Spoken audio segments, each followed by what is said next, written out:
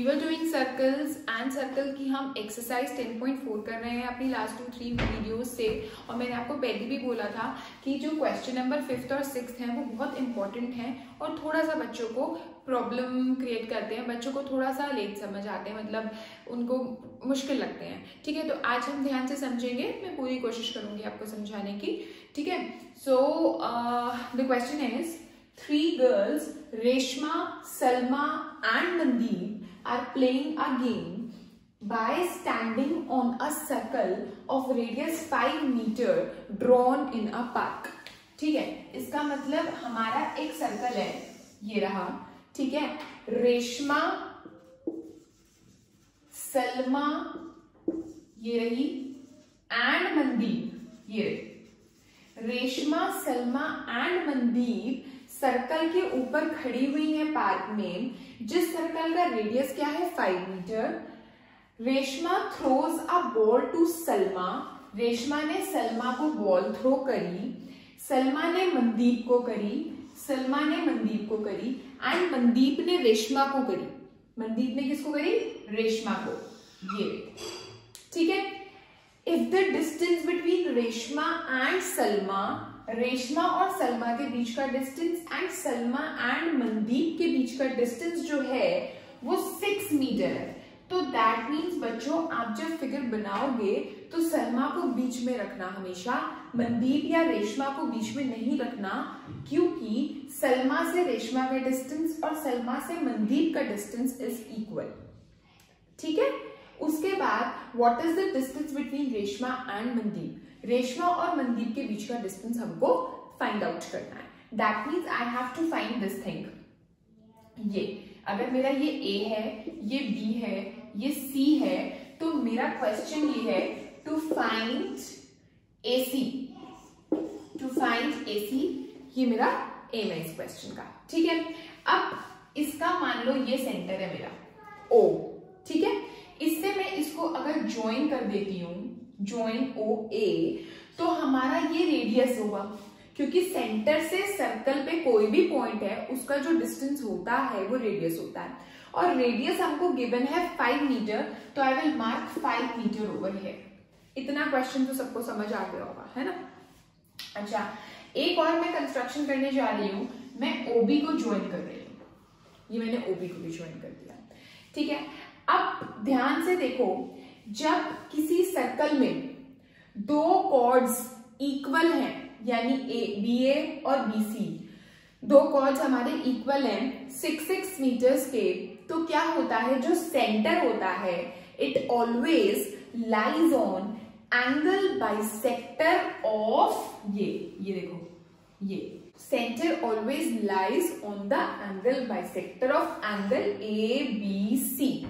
ठीक है, ये हम लिखेंगे भी, क्या लिखेंगे कि इफ AB एंड AC, यानी ऐसे लिख दो BA and BC, BA and BC are 2 equal chords, so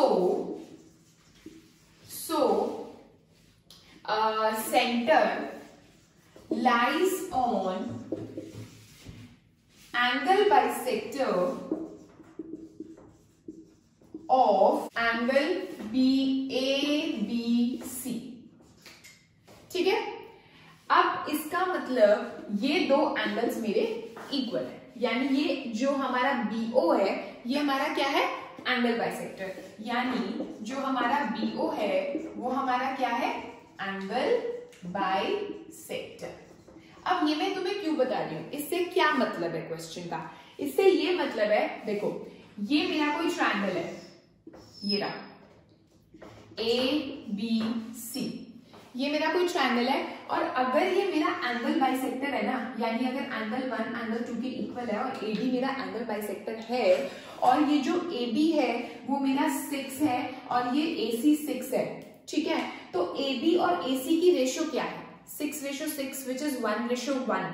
तो जो AB और AC की रेशियो होती है वही BD और DC की रेशियो होती है। ठीक है, ये ट्रायंगल्स की प्रॉपर्टी है कि अगर ये AD एंगल बाइसेक्टर हो है तो जो इन 2 साइड्स की रेशियो होगी वही BD और DC की रेशियो होगी। दैट मीन्स अगर AB रेशो AC मेरा 6:6 है, यानी 6/6 यानी 1:1 है, तो BD रेशो DC भी 1:1 होगा, यानी BD is equal to DC होगा। भाई किसी दो चीजों की नहीं, दो चीजों की रेशो अगर 1:1 है, यानी अगर BD/DC 1:1 है, तो इसका मतलब क्या है, क्रॉस मल्टीप्लाई करके BD is equal to DC। Got it? तो इस चीज को हम कैसे लिखेंगे यहां पर, we know angle bisector of a triangle divides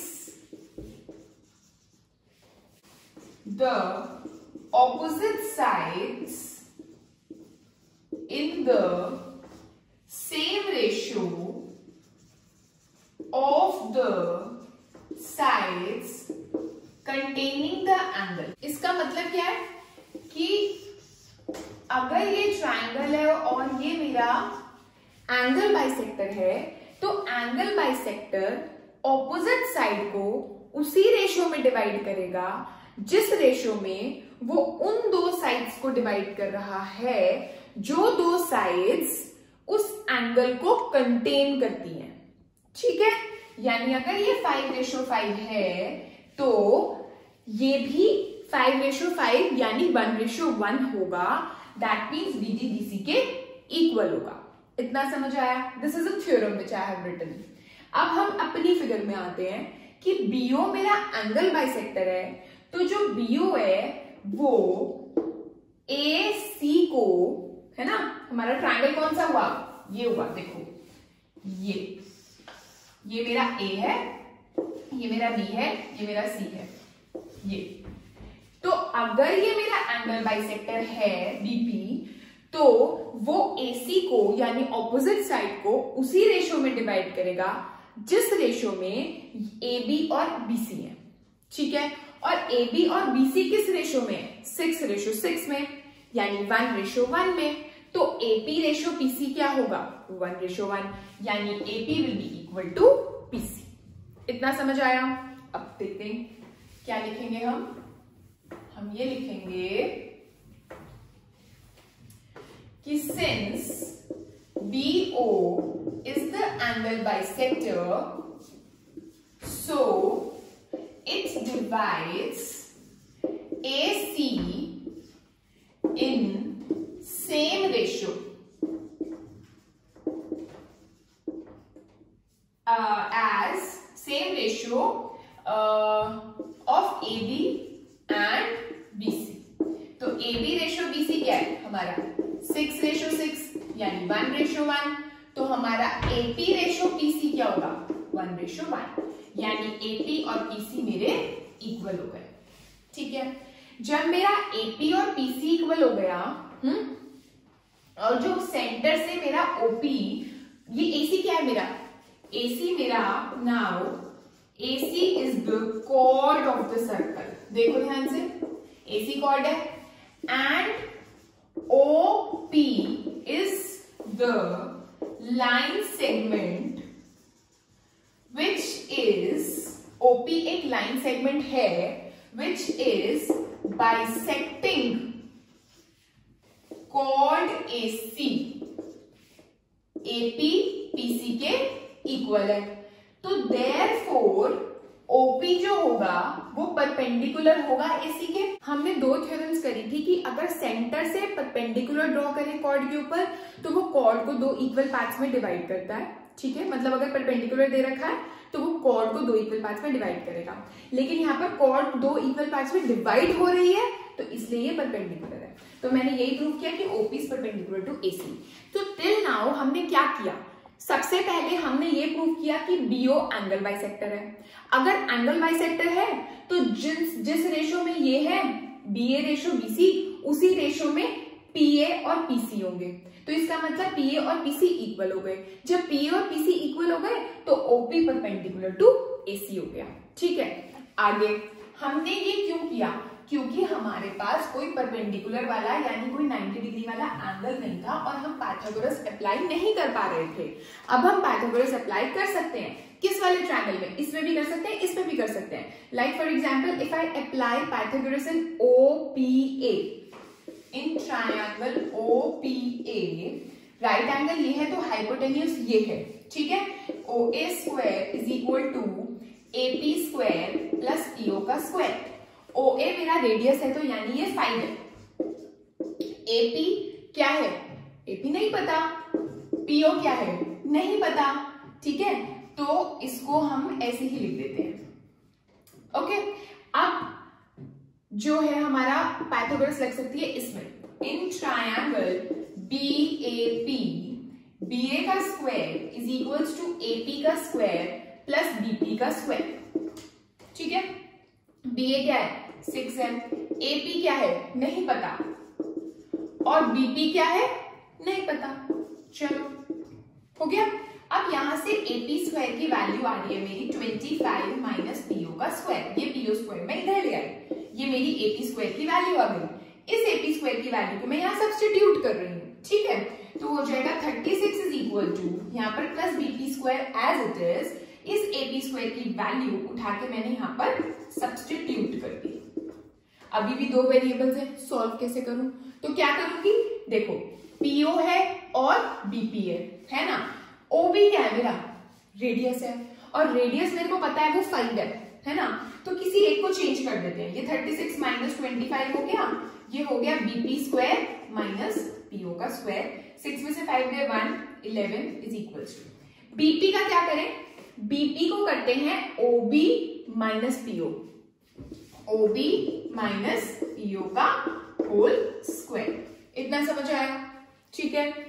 आगे हम करते हैं, देखो 11 is equal to OB, OB मेरा रेडियस है यानी 5 माइनस PO का स्क्वायर, और यहां पर भी माइनस PO स्क्वायर।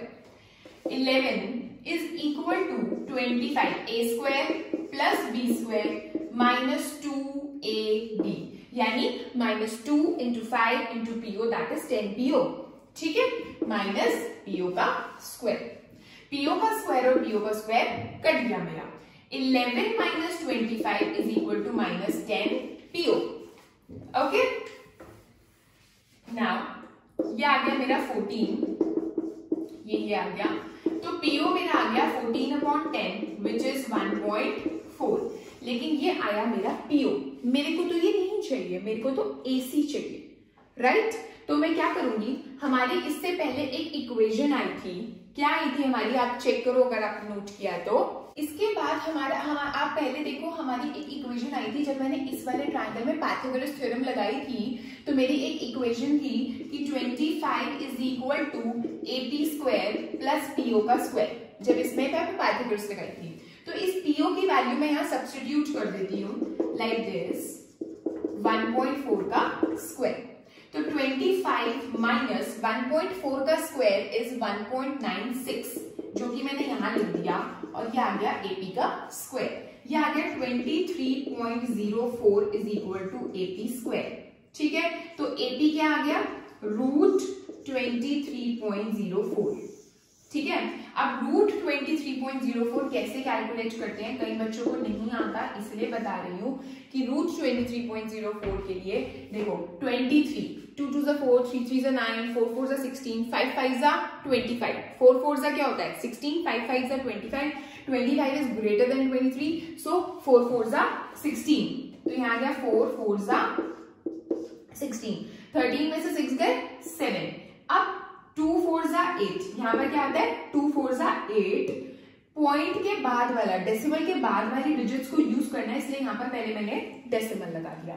अब इसके बाद क्या होगा, 82 2 देखो, 82 2 बहुत छोटा है, देखो है ना, तो बहुत बड़े वाला जाने वाला है। तो अब हम क्या करेंगे, हम ऐसे कर करके देखते रहेंगे, जैसे 84 4 85 5 तो हमारा जाएगा ये 8 देखो 8 8 64, 8 8 64, ये आ गया हमारा। तो मेरा 4.8 आ गया। क्या आया मेरा 4.8? 4.8 आया मेरा AP। AP आया मेरा 4.8 सेंटीमीटर, यानी AP ये वाला। मेरे को चाहिए AC, और AP और PC तो मेरे इक्वल है, तो जो AC होगा वो होगा ट्वाइस ऑफ AP, यानी 2 into 4.8 यानी 9.6 centimetre is the answer. So guys, this was your 5th question. थोड़ा सा लेंदी है, बट अगर समझ आ जाए तो कुछ प्रॉब्लम नहीं है. ठीक है, अब हमारा बचा question number 6, which I am going to explain you in my next video. Till then, practice this question. If any doubt, you can ask me in comment section. Bye bye.